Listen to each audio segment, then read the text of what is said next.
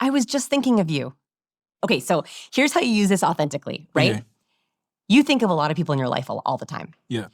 If you are thinking of someone and you can text them, I was just thinking of you, how are you? I was just thinking of you, how'd that project go? I was just thinking of you, it has been a while since we talked. Or, and better, you see a movie, you see a documentary, you see a matcha latte, you see a mug, you see a ceramic candle, and you're like, oh, this made me think of you. So my text messages, my conversations are full of actual moments where I was triggered to think of that person, actually, that this thing made me think of you. Or I was just thinking of you, I wanted to ask you about. If you don't think of someone, they're not a person you need to have in your life. Okay, so that's number one. That's number I one. want to pause on number one because I've got some sort of questions to ask here. Yes. It sounds exhausting. It sounds like it's going to cost me a lot of time that I don't necessarily have. And this is just my surface level reaction was, oh God, another job. Like, do you know what I mean?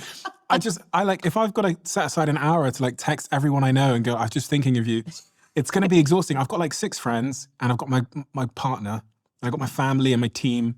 It's a lot. Then just them.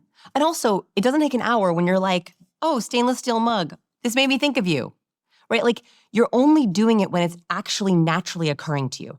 I don't want you to sit at your desk and be like, I'm due for some I was just thinking of yous. No, this happens in the wild. Okay. You're watching a documentary, you're at a restaurant, you're on the bus, you're like, oh, that reminds me of this person, quick text.